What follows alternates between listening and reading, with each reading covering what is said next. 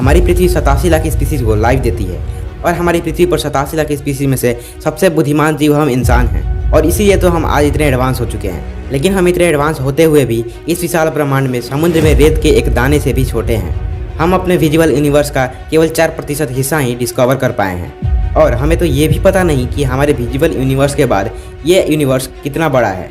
आज हम मार्स पर जाने की बात कर रहे हैं, लेकिन हम पृथ्वी के बारे में भी हर बात नहीं जानते हैं। हमारी पृथ्वी ही इतने सारे रहस्यों को लिए हुए है जो कि हमारी सोच के परे है। हमारे इस सोचने वाले दिमाग में ऐसे ऐसे सवाल आते रहते हैं जिनका जवाब खोजना इतना आसान नहीं होता।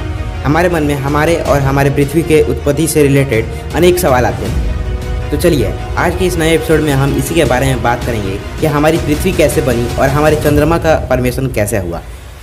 So guys, this is Priyanshu and let's get started with another episode of Origin of Everything series, a journey to the origin of the earth.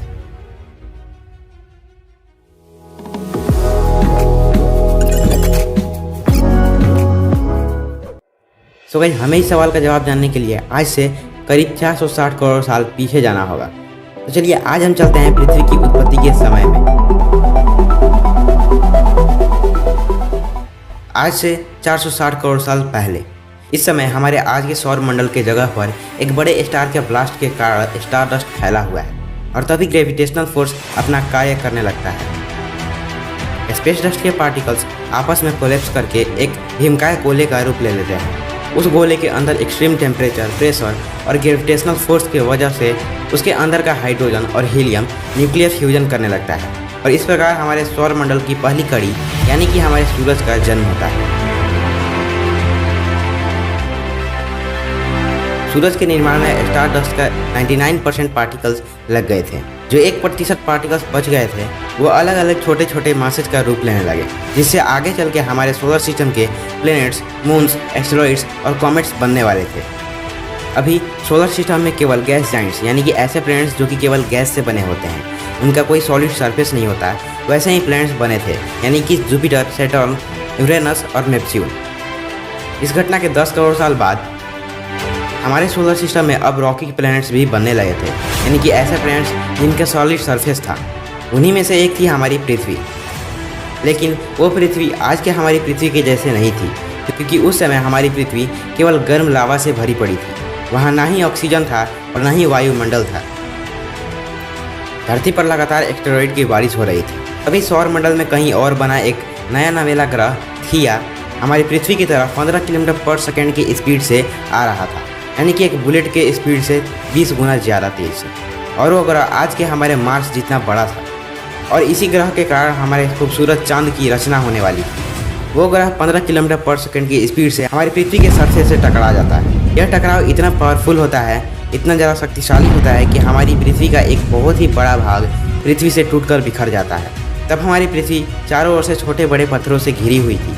हमारी पृथ्वी के चारों ओर इतने सारे पत्थर के टुकड़े हैं कि हमारी पृथ्वी का भी सैटर्न यानी कि शनि ग्रह जैसा एक रिंग बन चुका है। उन पत्थरों से पृथ्वी का 2 रिंग बना था। पहला रिंग आज के पृथ्वी और मून के बीच था और दूसरा रिंग मून के बाद था। इस रिंग से लगातार एस्टेरॉइड्स की बारिश हो रही थी, लेकिन अभी एस्टेरॉइड्स की असली बारिश स्टार्ट नहीं हुई थी।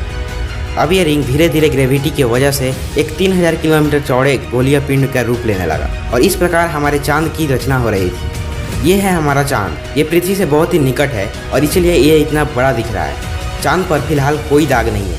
इसका सरफेस गर्म लावा से भरा पड़ा है और पृथ्वी से इतने करीब होने की वजह से ये पृथ्वी पर लगातार गुरुत्वाकर्षक प्रभाव डाल रहा है। करीब 30 लाख साल बाद हमारे सौरमंडल में कुछ ऐसा होने वाला है जिसके बारे में आप शायद ही जानते होंगे। हमारे सौरमंडल के गैस जाइंट्स अपने ऑर्बिट में बदलाव कर रहे हैं और इस बदलाव की वजह से सौरमंडल के एस्टेरॉइड्स और कॉमेट्स के बीच एक ग्रेविटेशनल मेश तैयार हो रहा है, जो उन कॉमेट्स और एस्टेरॉइड्स को सौरमंडल के आंतरिक भाग में धकेल रहा है, सीधे सीधे मंगल, बुध, शुक्र और हमारे पृथ्वी की ओर। यही वो समय है जिसमें हमारे चांद पर दिखने वाले धब्बे से मिलने वाले थे। इस घटना को हम द लेट हैवी बम्बार्डमेंट के नाम से जानते हैं।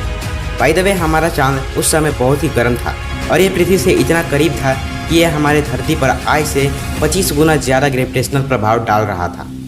उस समय हमारी पृथ्वी का एक दिन 24 घंटे का नहीं बल्कि 6 घंटे का होता था। चांद के इतने करीब होने की वजह से पृथ्वी पर आज के समुद्र में उठने वाले लहरों से 20 गुना ऊंचा लावा की नदियों के लहर उठा करते थे। लेकिन हमारा चांद समय के साथ साथ धीरे धीरे पृथ्वी से दूर जाने लगा और इस प्रकार हमारी पृथ्वी का घूर्णन कम होने लगा। लावा की नदियों के लहर भी कम उठने लगे और धीरे धीरे हमारी पृथ्वी पर फैला हुआ लावा ठंडा होने लगा। उस समय पृथ्वी से 2 सूरज दिखाई पड़ते थे, लेकिन वो असल में सूरज नहीं बल्कि हमारे सौरमंडल के गैस जाइंट्स जुपिटर और सैटर्न थे। सौरमंडल के inner planets Mercury, Venus, Mars और अर्थ रॉकी प्लैनेट्स हैं और इसलिए ये ज़्यादा समय तक गर्म लावा के रूप में नहीं रह सकते हैं। लेकिन हमारे सौरमंडल के gas giants Jupiter, Saturn, Uranus और नेपच्यून गैस से बने हुए प्लैनेट्स हैं और इसीलिए ये लंबे समय तक गर्म रह सकते हैं। जैसा कि साइंटिस्ट कहते हैं कि स्टार्स अपने उम्र के हिसाब से ज़्यादा चमकीला होते जाते हैं और इसीलिए उस समय जुपिटर उस समय के सूरज से ज़्यादा चमकीला दिखता था। समय बीतता गया और 4 अरब साल के लंबे अवधि के बाद ये ग्रह भी ठंडे होने लगे। 4 अरब साल बाद धरती का वायुमंडल में केवल एक ही गैस है, methane. The late heavy bombardment के दौरान पृथ्वी पर लगातार कॉमेट्स की बरसात हुई थी, जिसकी वजह से पृथ्वी पर पानी आया जमे हुए बर्फ के रूप में। पृथ्वी की गर्मी की वजह से वो जमा हुआ बर्फ पिघलने लगा और हमारी पृथ्वी पर नदियों का निर्माण हुआ। समय के साथ साथ और भी बर्फ पिघलने लगा और वो बड़े बड़े समुद्र का रूप लेने लगे और एक समय पर इतना ज़्यादा पानी हो गया हमारी पृथ्वी पर कि हमारी पृथ्वी पर कहीं ऐसा जगह नहीं था जिस पर आप पैर रख सको। उस समय हमारी पृथ्वी के वायुमंडल में ऑक्सीजन भी नहीं था। इस समय तक पृथ्वी कुछ हद तक आज की तरह दिखने लगी थी। पृथ्वी पर पानी आने के कारण कई सारे अलग अलग कंपाउंड्स बनने लगे, लेकिन अभी भी हमारी पृथ्वी पर जीवन की उत्पत्ति नहीं हुई थी। इसके आगे पृथ्वी पर ऐसा क्या हुआ कि हमारी पृथ्वी पर जीवन पनपने लगा, इसके बारे में हम किसी अन्य वीडियो में बात करेंगे। तो आज के लिए बस इतना ही, और अगर आपको ये वीडियो पसंद आया तो नीचे लाइक के बटन को ज़रूर दबा दीजिएगा और इस वीडियो को अपने फ्रेंड्स और फैमिली के साथ शेयर जरूर कीजिएगा। और अगर आप चैनल पर नए हो तो चैनल को सब्सक्राइब करके बेल आइकन को प्रेस करना मत भूलिएगा, क्योंकि मैं ऐसे ही इन्फॉर्मेटिव वीडियोज़ वीकली लाता रहता हूँ। So guys, this is Priyanshu and I will see you guys in the next video.